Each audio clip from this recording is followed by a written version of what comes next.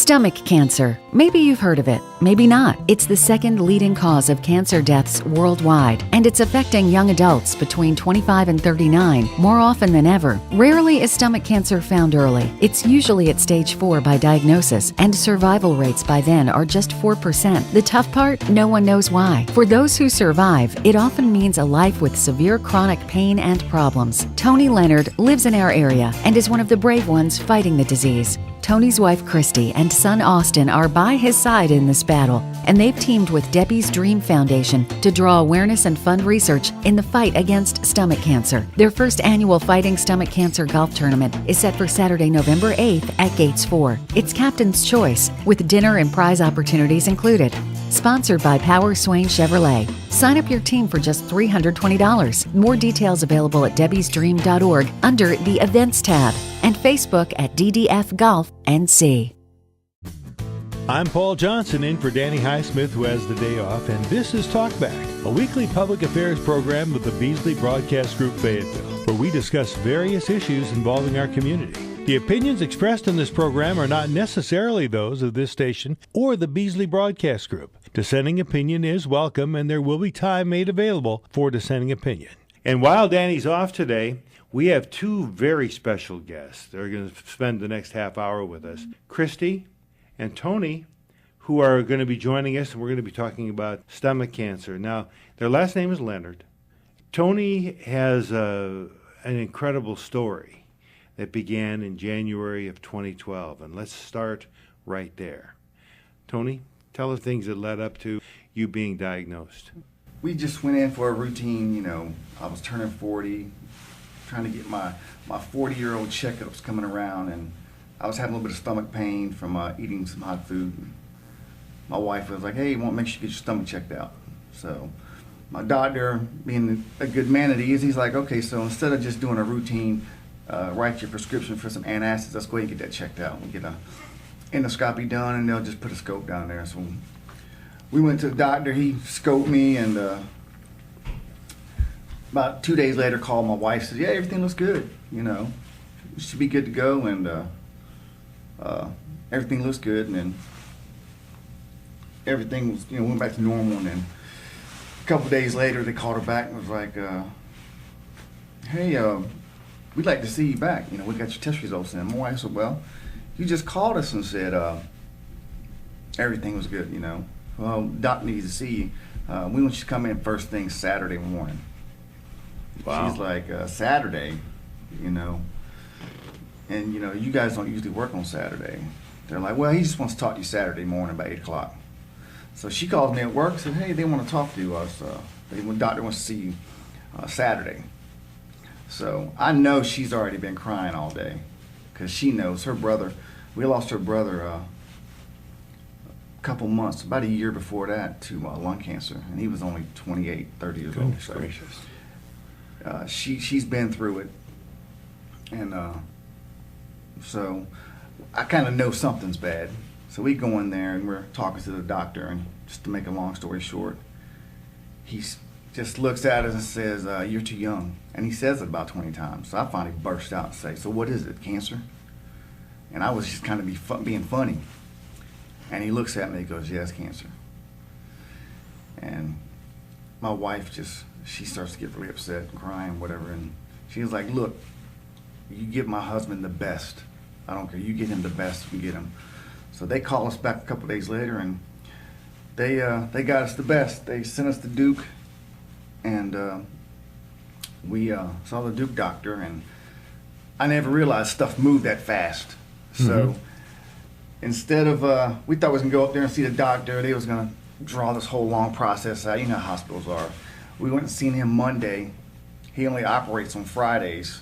And his nurse was like, well, this is what you got. It's Leonidas plastica. It's a pretty rare cancer. We're going to use our own slides. So we're going to probably try to get you in the next couple of weeks. Let me schedule my nurse. They come back about 30 minutes later and says, okay, want you be in here Thursday for pre-op, and then we're going to operate you on Friday morning. Wow. And within a couple of days, I went from being okay, eating what I can eat, to not having a stomach. They took out the membrane around my stomach, a bunch of lymph nodes. Your esophagus? My esophagus, it was growing up my esophagus.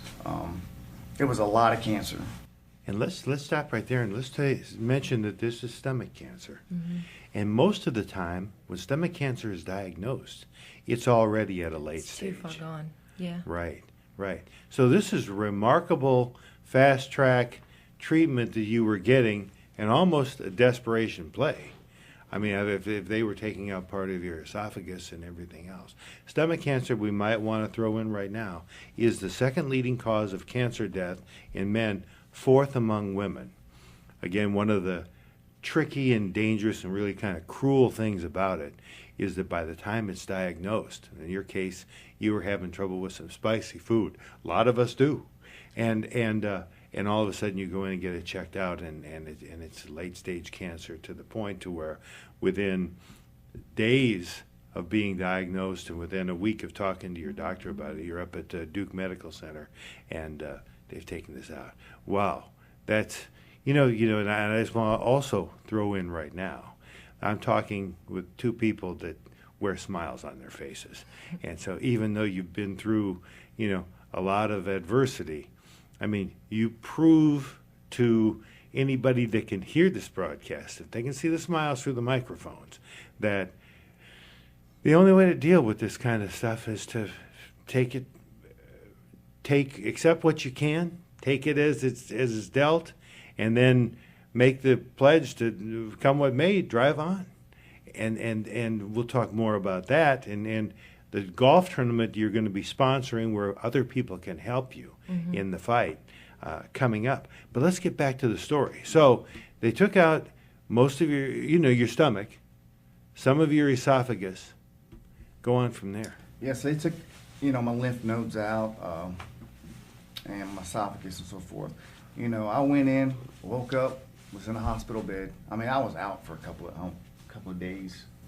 My wife's, she's at my side 100%. She hadn't left my side since day one I went in and so forth. And one doctor comes in and he's like, hey, we're gonna get you squared and set. And then the surgeon comes in, and I've never heard a surgeon say some stuff like this, but he doesn't beat around the bush. He came in and said, look, this is some really bad stuff. If we find it outside of your stomach, or we can't get your stomach out, or we see it here or there, we're just going to close you up, and you're going to have you relive it the rest of your life, which is a couple of months, and we're not going to, we're going to leave you pretty much the way you are, Okay. You'll pretty much have maybe 3 months to live. Wow. And so forth. And that's when it really hit me, Up until that point, I was smiles and giggles, and because it was moving so fast, it had nothing that really hit me hard, and just the truth wasn't staring me in my face until he said, this is it. And that's when I looked at my wife, started getting a little emotional and thinking about my kids, and it just kind of started getting surreal about what was going to happen and how the future was looking, because it wasn't looking real good. Right. He gave me the percentages, and my wife already knew the percentages, and let's mention what they were. So, but to back up a little bit, so when he was first diagnosed, we got home on that Saturday, and my cousin happened to be in town, and I immediately started looking up stomach cancer, and my jaw dropped. Yeah. I mean, stage 1 has a 70% survival rate. Right. I was like, are you kidding me? And then, stage 2 drops to 50, and 30, depending on if it's A and B. Right. Tony was stage 3C. Wow. And so he was given a 9% survival rate. Wow. 9%. Wow. I said, are you kidding? And I just didn't say anything. I didn't say anything to him. I didn't say anything to the kids, because in my opinion, really, it's all in all, it's 50-50. You're either going to make it or you're not. Yeah. Really, Yeah. And so I think right then and there, we made a decision as a family, like, we're going to beat this. That's great. That's so, great. I mean, that's just how it is. I mean, but that first hour of surgery was a very long hour, because I said, so when will you know? Like, once you get in there, when will you know if they're going to take his stomach out, what they're going to do. And he said, I'll know in an hour. Wow. So he's in there, and I'm looking at the clock. Mm-hmm.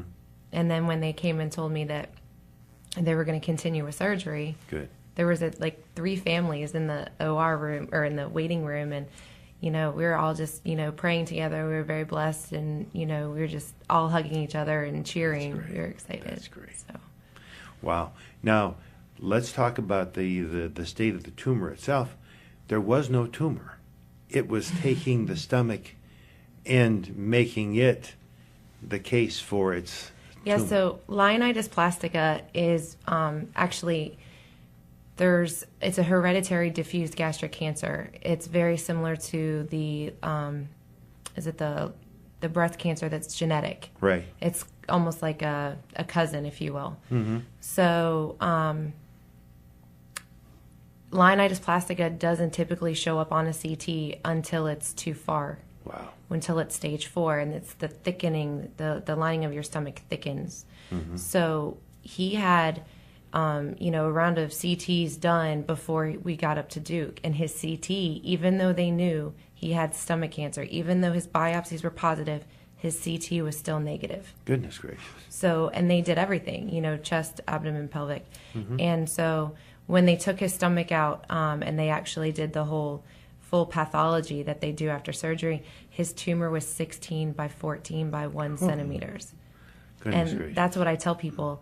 And he had 7 out of 10 positive lymph nodes. Wow. So one huge thing. So after we get through all this stuff, the surgery, we went through 25 rounds of radiation, the chemo, which was killer in itself. It just takes so much out of you. They drop a bombshell on us and say, hey, the cancer you have is hereditary, and you have the right stuff in your tumor. We pulled out, so you're probably gonna it's probably gonna be hereditary, and you're probably gonna pass this to your kids. Wow. So you have 5 boys, and I have a very big family. Mm-hmm. So we're probably gonna have to take their stomachs out when they're 20 years old. Goodness gracious. So we need you to go see genetics ASAP. Okay. So not only did that hit me harder than anything else, Right. Because you're Right. thinking, God, how can I give something like this to my children? Yeah. Not knowing, and then they have to go through this, and then they have to think about, oh well, I don't want to have kids because I don't want to give this to them. Right. This is such a hard disease. You just don't get cancer. You pass this stuff on, Right. like you're giving down some old shoes or something. So the best news I had heard ever was when my test results came back and they were negative. Good. So I didn't. I mean, it was probably like a 2% chance that I didn't have the hereditary type cancer. And Okay. thank to God that I didn't have it. Good. I think we went out and had a celebration lunch or something. It was the best news we had heard, because Yeah. everything was bad news, bad news, bad news, Right. bad news. Right. And there's a gene. It's called a CDH1 gene. How about that? And so that gene is what they test for. And that's how they can determine if you have the hereditary diffuse gastric cancer. Okay. So as a preventative, if you carry that gene, you can test your kids for it, but your kids won't be able to be tested for it until they're young adults, because Goodness it doesn't gracious, yeah. become in your Manifest blood. itself. Correct. So, but they still recommended that our boys start getting their endoscopies when they're like 21, 22, Right. because stomach cancer is increasing in young adults. Right. So that's the Right. other part of all this. So stomach cancer is increasing in young adults, 25 to 39. And Man. Well, let's talk numbers. 22,000 Americans are diagnosed each year with stomach cancer. And across worldwide, it's about 1 million people. Mm-hmm. We've talked about how the fact that it's the second leading cause of cancer death in men, fourth in women. And each year, tens of thousands of lives are lost to this horrendous, kind of cruel cancer and disease. There's really no screening that's present and available for it right now. So the thing you've got to do is just kind of be attuned to yourself. And as soon as you feel like something's not right, go and do what Tony did and get checked out and pray that it's early, as early as possible. so there was one thing that stomach cancer is very prevalent in Asian countries. Okay. It's and with Tony being half Korean, half American, also type A blood, A positive blood is another stomach cancer similarity. And Tony has A positive blood. There was a Korean doctor that did a clinical study, I should say, that found that if you get an upper endoscopy every 3 years, Okay. typically you can catch stomach cancer in the earlier stages. Whereas Okay. if you wait till the 4th year, it's too far gone, because I think stomach cancer is 80 to 90% metastatic. Meaning it spreads. It spreads. Right. And it's very fast, very, very fast. You know, Okay. we lost our state senator, Nesbitt, to stomach cancer Okay. in March. And I believe, matter of fact, what I read, he was diagnosed exactly 2 years after Tony had his surgery. Wow. But he passed away, I think, 11 days after he was Gotten back diagnosed. from, Maybe one of the positive things that we've heard in our discussion so far has been keep up with an upper endoscopy. Is that the procedure's name? It is. Okay, It's an okay. upper, Upper endoscopy. And do that every 3 years. every And- 3 years. Yeah. Well, that's good. I tell people, don't ignore your body. Yeah. You Well, know, don't ignore your body. If you're, having heartburn and Tums isn't doing it, Right. if they hand you a prescription, stomp your feet. I'm a redhead, so I stomp my feet quite a bit when I don't get my way. And so even with Tony's doctors, if I'm not happy with, I don't settle for this is just enough. Right. He has so many issues eating, right, that I just started stomping my feet and stomping my feet and stomping my feet. And the more you stomp, the more tests they run, and they say, oh, well, this is why. You have esophageal spasms. Wow. Or, oh, your intestine was wrapped around your esophagus. We fixed that. Wow. Or, oh, your 3 feet of your intestine is spazzing, so here's another medication. You have to just keep Right. moving You and do not have to settle. keep fighting. Exactly. Yeah. Boy, and healthcare professionals, for as much as they have knowledge that you don't have, when you're the patient, they're working for you. So that's a great point, is just keep asking the questions, keep fighting for what you think you need. You mentioned the fact that you went to work in the political process a little bit to get a different reallocation of funds for fighting stomach cancer, and that's fair and good.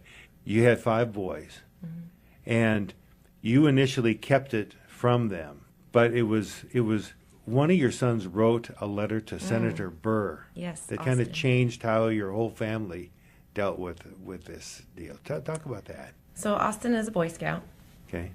and for one, Now, when Tony was first diagnosed, he was what age? he was 12. Okay. Austin And so was he was 12. already a Boy Scout then. Yep, Okay. yep. And they all had to write the senator for a merit badge. Okay. So, and you had to write about something that was important to you. Right. And Austin wrote about stomach cancer, because you do hear a lot. I think it's wonderful how far some cancers, have come along.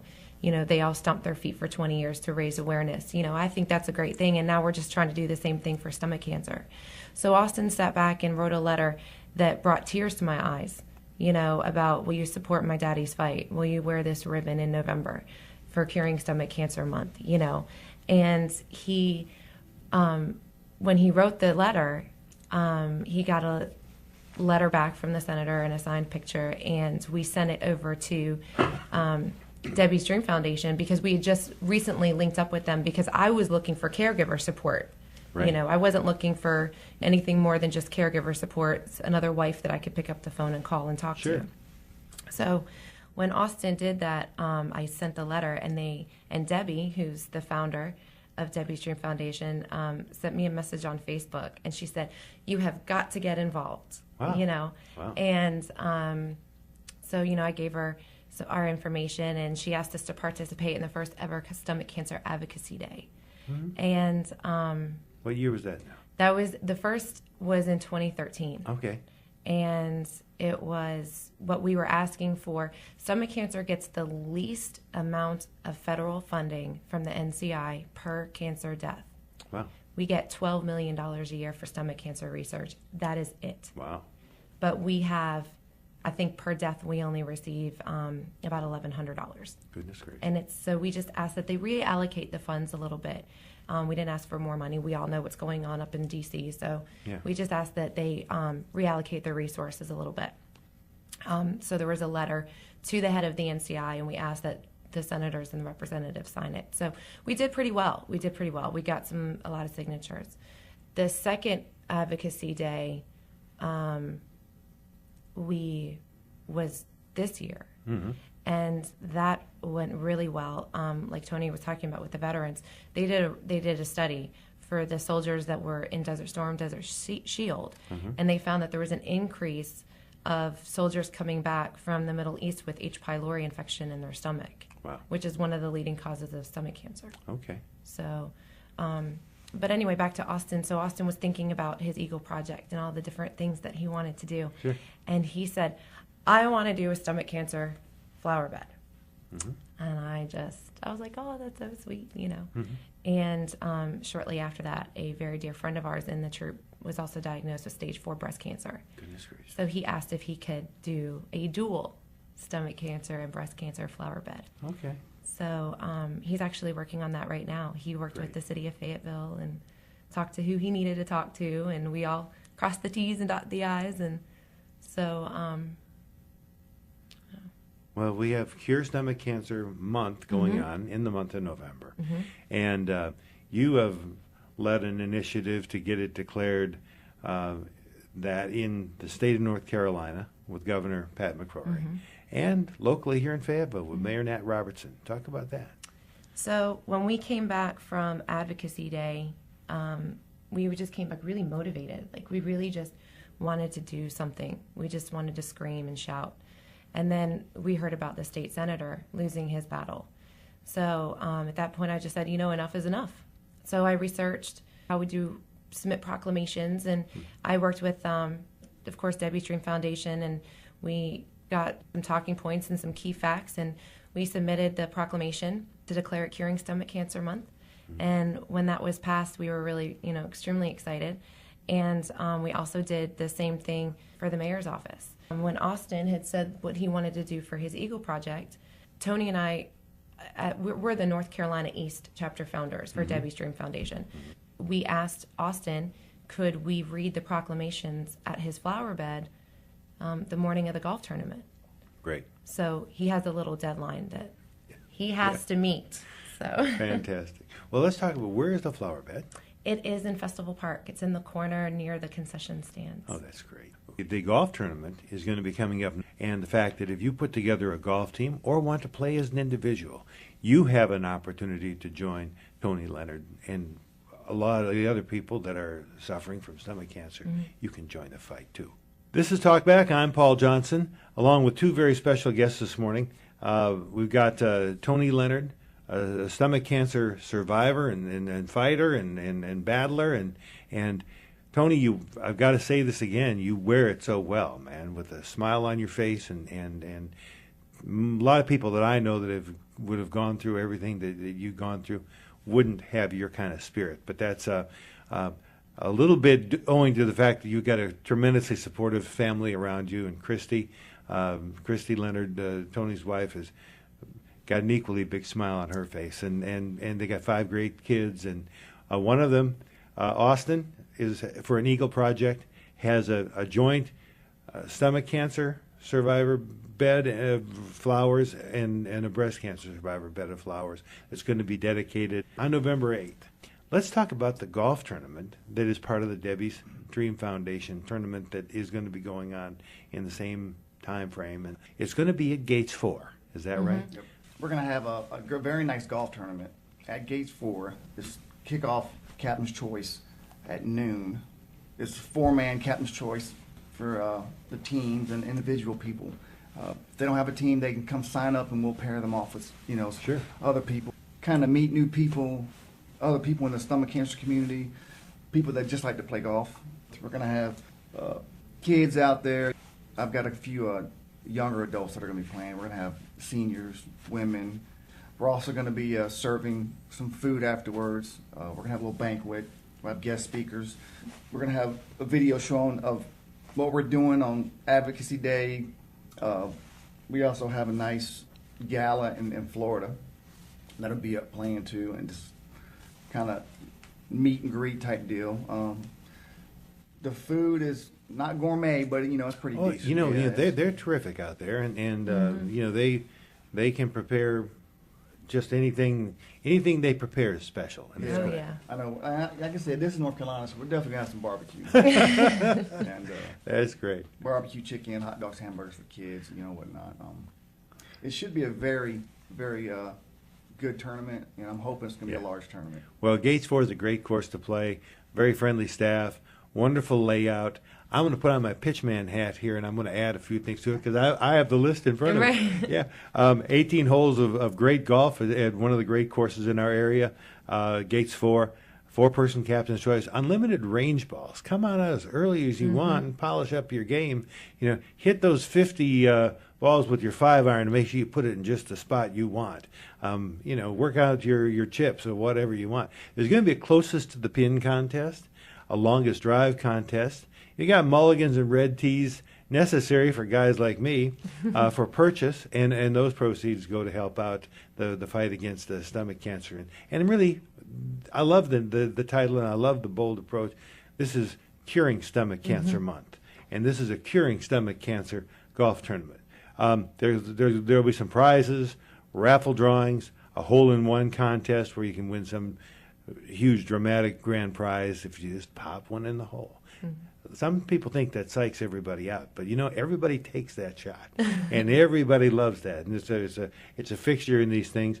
And then you get the next 18-hole round of golf free, excluding the cart fee, just for coming out that day. $320 for a 4-man team, and if you don't have a team, it's still just the same pro rata, $80 per individual, and they'll pair you up with somebody. It's going to be a great day. Powers Swain Chevrolet is going to be sponsoring the hole-in-one contest, so you can win that car. And then you've got Lilly Oncology is also a contributing tournament sponsor. Have I mentioned all the sponsors I need to? We actually have quite a few more. Okay. We have different levels of sponsorship. So Lilly Oncology is actually our gold sponsor. And they are wonderful. They actually just came up with a new stomach cancer drug, the first one approved by the FDA. Oh, So great. we love Lilly. Tony worked for an amazing company, and I'm going to try to keep my composure because they are probably one of the best companies I've ever heard of, and that's NCI.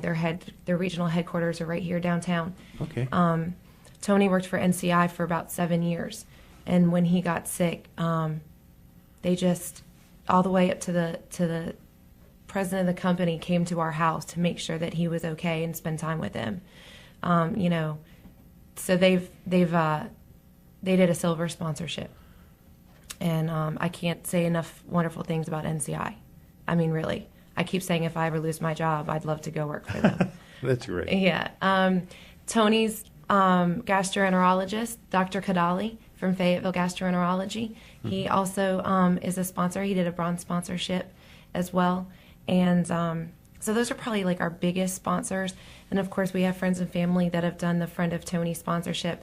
That is one thing that I do encourage a lot of people. We have a lot of folks that have said, I really want to come to the banquet that starts at 5 o'clock the day of the golf tournament. I'm not really a golfer, but I really want to come to the banquet. Or there's a group of us that that want to come to the banquet. So one of the sponsorships levels that we have is a Friend of Tony sponsorship. It's only $250, but it includes 4 tickets to the banquet. Oh, great. So you can come out and still participate. And as far as the raffle prizes and drawings, I just got them in the mail yesterday. We have 5 vacations to give away. Oh, great. So we're looking at, Barbados and St. Lucia and Panama. So there's a few places that, 7-night stays in some beautiful places that I wouldn't mind if one of my kids popped the golf ball in the hole. There you go. I love it. Well, this is great. Now let's do the part where we get people who are interested in becoming sponsors. Telephone number to call, 954-475-1200. That's 954-475-1200, and that'll give you not only help in signing up for the golf tournament, if that's what you want to do, but if you're interested in becoming a sponsor and, say, getting in on the banquet, then you can do that too. I'll give that number one more time, 954-475-1200. There is a website, debbiesdream.org.